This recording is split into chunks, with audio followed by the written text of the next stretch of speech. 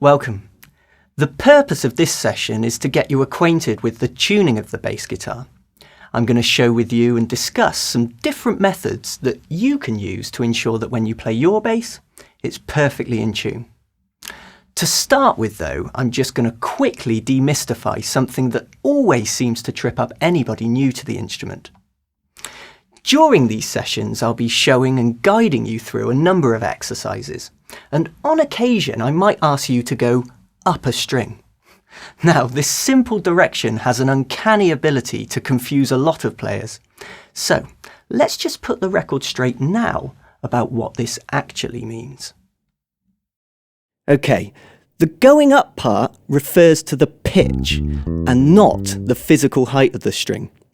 For example, if we were playing something on the A string and wanted to go up a string, we'd simply move the sequence and play it on the D string like this. We've moved up in pitch of string and not the physical height of the string. Right then, onto the tuning. Now, I can't begin to stress to you the importance of being able to tune a bass properly. Bad tuning can make even the greatest player in the world sound terrible, and for those of you just starting to play the instrument, it's something that you'll need to work on and get confident with. But look at it this way. You might not be able to play very well at the moment, but I assure you that if you can tune your bass quickly and accurately, then you'll definitely show other more experienced players that you mean business, and at least you know what you're doing. On a typical 4-string bass, the pitches of the open strings from lowest to highest are the notes E, A, D, and G. Now, obviously you could just use an electronic tuner to make sure that every string is tuned properly, but watching a dial or listening for that beep to tell you that something's in tune doesn't really help you develop some of the fundamental skills that you'll need as a musician. For example, here's the note of my E string, and as you can see, I've tuned it by referencing its pitch through my tuner. Listen and look at how adjusting the tension in my string by using the corresponding tuning peg is changing the pitch. Now, when the pitch of a note is slightly under where we want it, we refer to this as being flat. And when the pitch of the note is slightly over its target, we refer to this as being sharp. Identifying whether a note is flat or sharp is such a big step in developing your musical ear, and of course is extremely important if we want to perhaps tune the bass to another instrument when we don't have the ability or luxury of using an electronic tuner. So, here's a way that you can use to tune your bass whilst also training your important musical ear. It's something that we call the 5-fret method. Here's the note of an E played on a piano. And I'd like both of us to tune our low E strings to this pitch. When tuning any string on the bass, I think that it's always easier to tune up to your target note.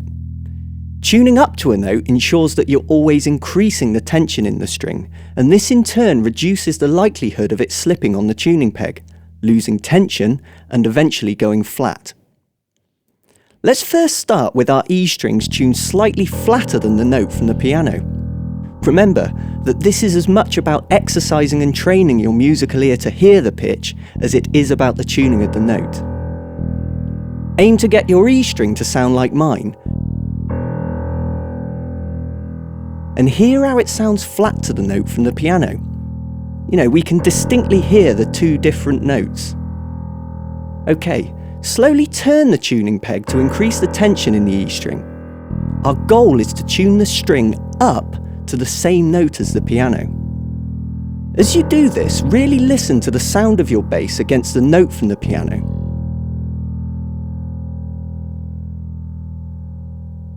You'll notice that the closer the two notes get, they appear to merge into one sound. This merging is an indicator that the pitches are the same and that both notes are resonating together. Okay, if you've accidentally tuned your bass sharp and carried on through what we call the sweet spot of both of those notes merging together, don't worry. Loosen your E string off and repeat the process again.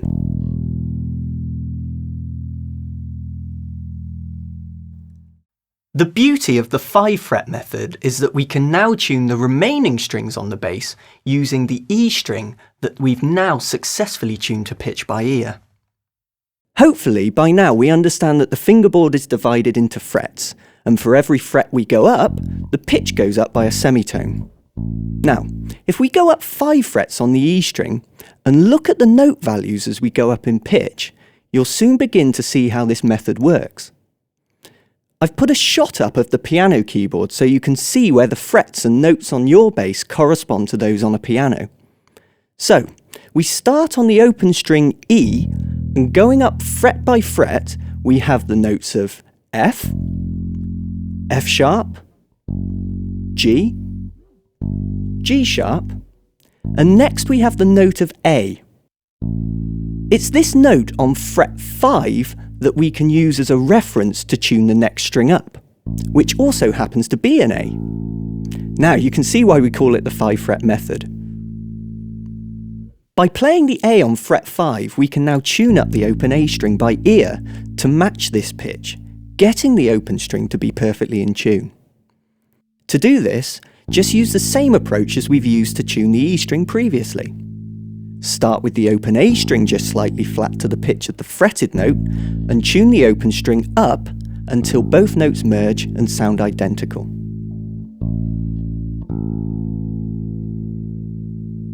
Once you have tuned the A string correctly, it's just a case of matching the pitch of the 5th frets to the next open string up. For example, fret 5 on the A string produces the note of a D, and the next open string up is also tuned to a D. Continuing the method, fret 5 on the D string is the note of G, and the next open string up available is also tuned to a G. So, that's how we can use the 5-fret method to tune the bass. In theory, it's a remarkably simple concept, but the main reason why I encourage you to use it is to help develop your ability to hear and identify pitch. Next time you tune your bass, by all means, use an electronic tuner, but only use it to tune the lowest string. From there, exercise these new skills and then use the 5-fret method to enable you to get the remaining strings perfectly in tune. Until next time, just keep practicing.